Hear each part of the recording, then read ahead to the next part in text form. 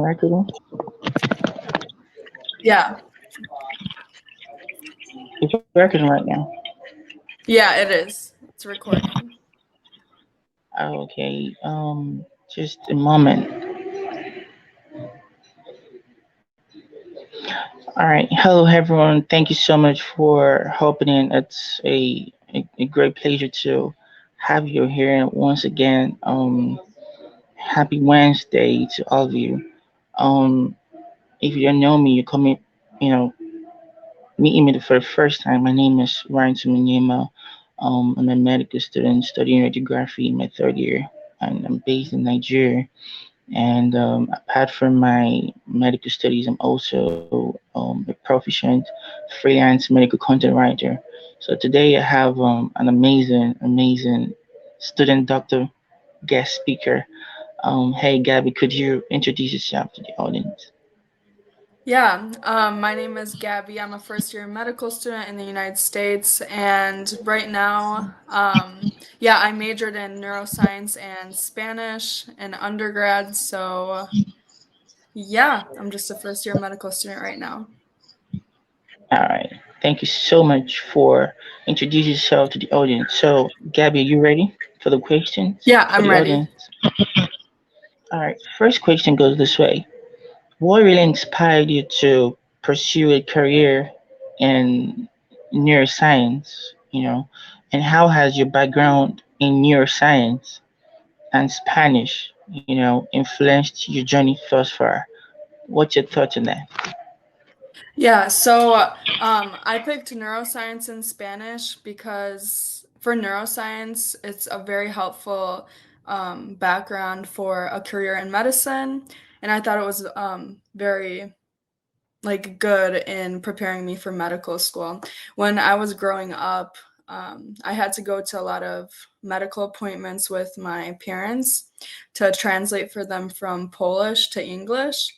So I had a lot of experience with them in medical offices and like seeing what doctors and other healthcare professionals do every day. So that really influenced me into really wanting to pursue like this type of a career. And so, yeah, like going throughout high school, I always knew like there was a big part of me that wanted to become a doctor. And so I majored in neuroscience and Spanish in college. And for Spanish, I picked Spanish because I started it in middle school about eighth grade, and I really like fell in love with the language, and knowing Polish as my first language really helped me develop the skills in Spanish. So I just never wanted to like lose that language skill in Spanish since I already was able to really get a good grasp of it. But I think that having both of these like backgrounds has helped me in really like understanding patients as I've like interacted with some in the past, and like developing a good basis for my medical career. All right. Thank you so much for explaining that, amazing journey of yours for us. I love the fact that your passion to study medicine is started from the childhood stage, and that's really amazing, Gabby. Yeah, definitely. Yeah, the second question goes this way. As an M1 medical student, right, what are some of the most exciting aspects of your journey, of your early journey in medical school? So tell us more about that. Yeah, so I really find it like very like fun and exciting to be able to like learn and see like different diseases, disorders that I never heard about before, because it's just like so exciting to like learn new knowledge and actually like see it in the real world than with patients. I really value the hands-on experience as well in medical school because I never really had that much before, because I was a medical assistant in an orthopedics office, so I saw a lot of orthopedics cases in the past. But now with our like clinical skills and other courses at my medical school, I'm able to really push myself to develop new skills and other things like that. Like this weekend coming up, I'm going to be doing participating in street medicine, which is basically providing free healthcare to the homeless population in the area that we'll be serving. So that'll be very exciting to be able to volunteer and help with that initiative to expand the availability of healthcare in the region. Wow, that's simple and short, and you just nailed it. And thank you so much for explaining that first. So I want to ask you a question. Could you share a particular experience, right, or patient interaction, that has significantly impacted your view of medicine and patient care in general? So, what are your thoughts on that? Yeah, so while I was a medical assistant, I came across a lot of people who spoke different languages, and I feel like communication for me in medicine is very important to really establish a relationship with a patient. And so I came across this patient who was deaf, and so when I was speaking to her, she was not able to respond to me because she didn't know what I was saying. So I took the time after realizing to write it down on a piece of paper and ask her the questions that way instead of verbally, since I don't know American Sign Language. And so she was very grateful for that, so that I put the extra time and effort into really making sure that we are getting all the like chief complaints and all her needs met on the paper. So after that, I talked to the healthcare professional that was providing her care that day, but they weren't really like up to wanting to write on a piece of paper to speak with this patient because they wanted a translator, which instead of just like writing because it would take too much time, they said. But I really think that putting the time and effort into each patient, even if they don't have the resources to get like a translator every time, I think really putting an effort and your own like drive to help these patients selflessly is important, especially if you can do it and take the extra time for that.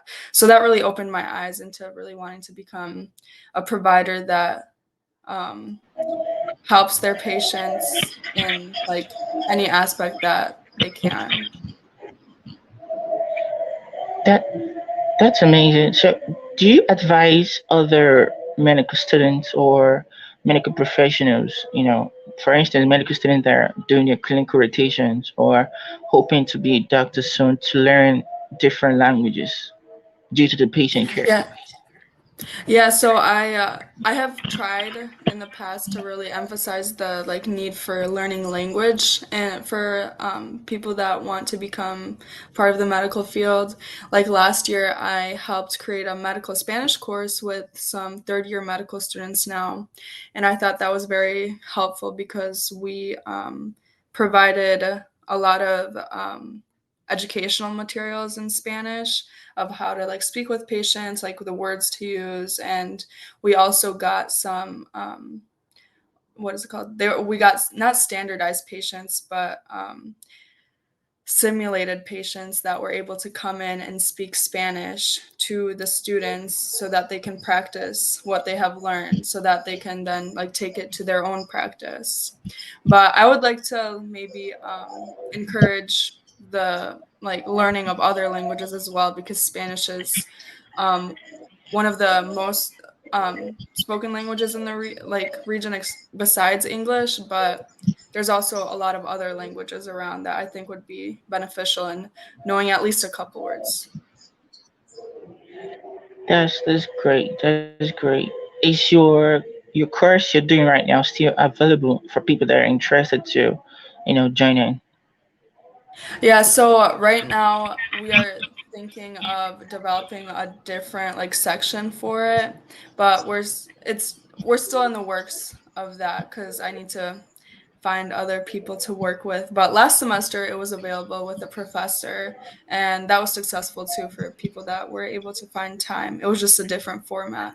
But I think this semester I would like to do something more interactive again and make it available to anyone that would like to like develop their skills in Spanish or other languages if that's available for like with other students as well. Yeah, sure, definitely. There are people that will be also like me. I'm still navigating. I'm still interested in that stuff because I love to learn other languages apart from my own personal language. So yeah, Mhm. I can speak French a little because I was learning French when I was in high school, secondary school, and now university. I did it my first year, so I know the basics of French and all that. But I want to go further. So Yeah. definitely, there are people that are going to be interested in the course, and yeah, we'll go from there. Yeah, no, definitely. Yeah, I think language is such a like beautiful thing, and being able to like connect with the patient and through their language is important in really understanding what they're going through because some things could be different in like your language versus their language. So knowing the differences is also important to understand what's going on. Absolutely, absolutely. Because not all patient that you meet that can speak English or understands English. They just only understand their own language, like Italian, like Portuguese, and all such. So it's advisable to learn other languages. I believe that the audience will grab something out of it. So the fourth question goes this way. Are you ready? Yeah. Yeah, I'm ready. How do you see the intersection? All right. How do you see the intersection of language and culture,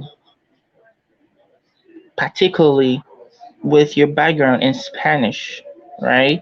Influencing the way you approach patient care and medical education in general. So, what are your thoughts on that? Yeah, so like as I said, I think it's very important to like provide that like show patients that you really care like by taking that extra step of developing a connection through language.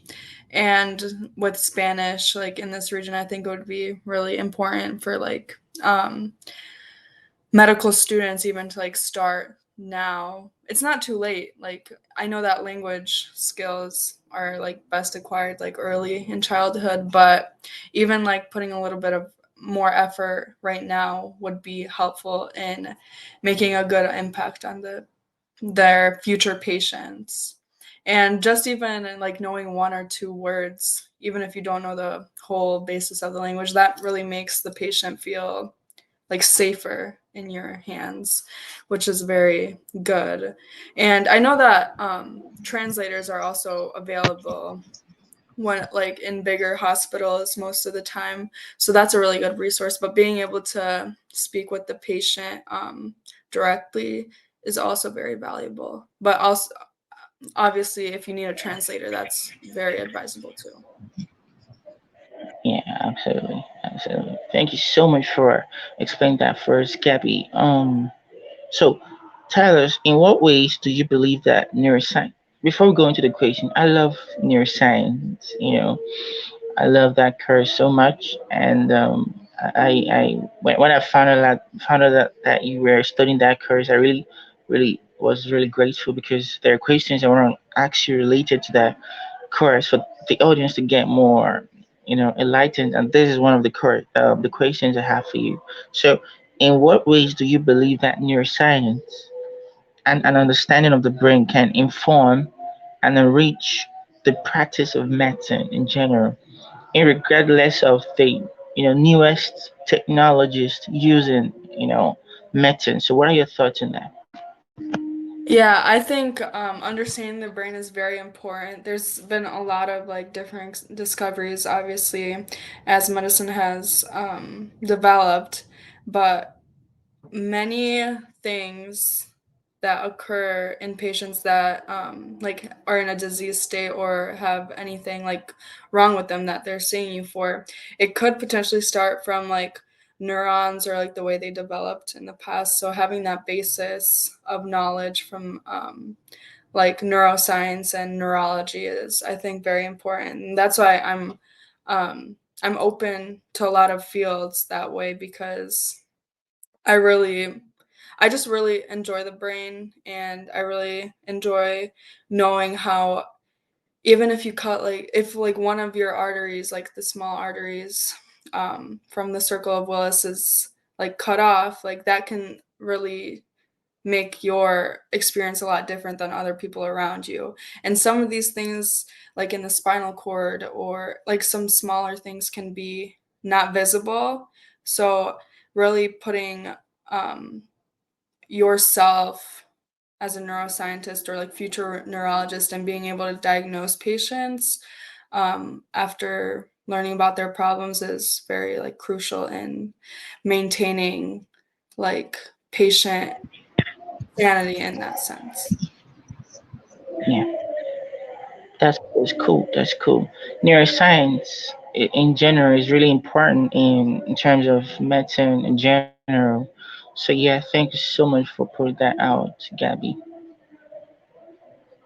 Yeah, no So problem. as as a medical student, you know, embarking on a medical career to being a neuroscientist, and that's amazing. So what are some of the challenges you faced, and how have you sought out to overcome those challenges you face or you're facing right now?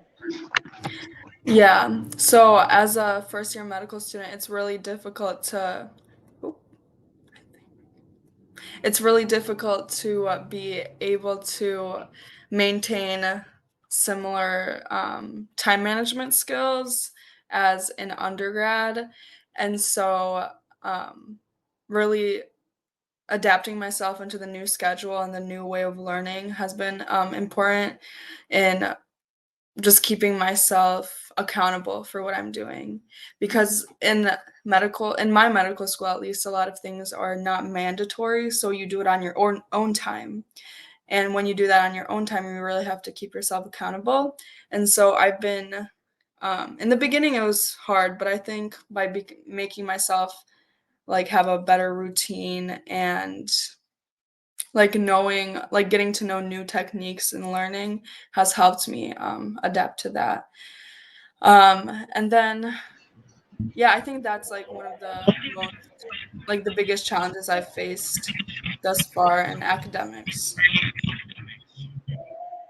Okay, that's cool. So could you list some courses you're doing right now and how you're intending to study them, to get the grades you want and as a medical student studying neuroscience. Could you just list the courses you're Yeah. doing? So right now I'm in we just started last week. I'm in the reproductive system and then I'm also in essential clinical skills and in medicine and society. So in the reproductive course, we just learned about all the different neonatology like all about like neonatology and the like how do I explain like there's different diseases and disorders that can develop through development.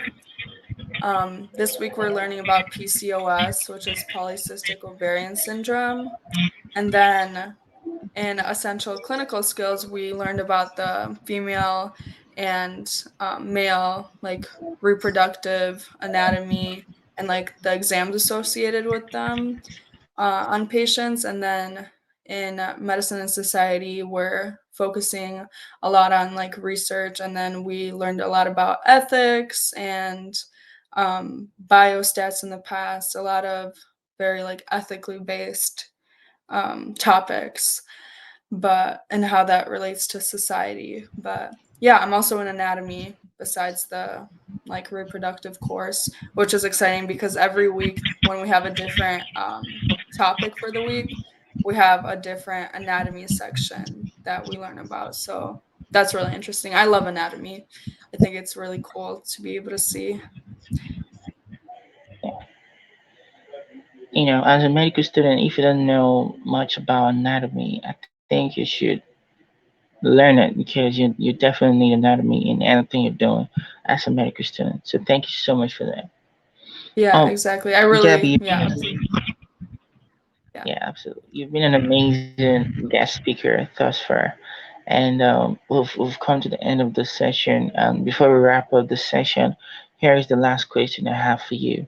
So, what advice would you give to aspiring medical students or medical professionals out there who have diverse academic backgrounds, right?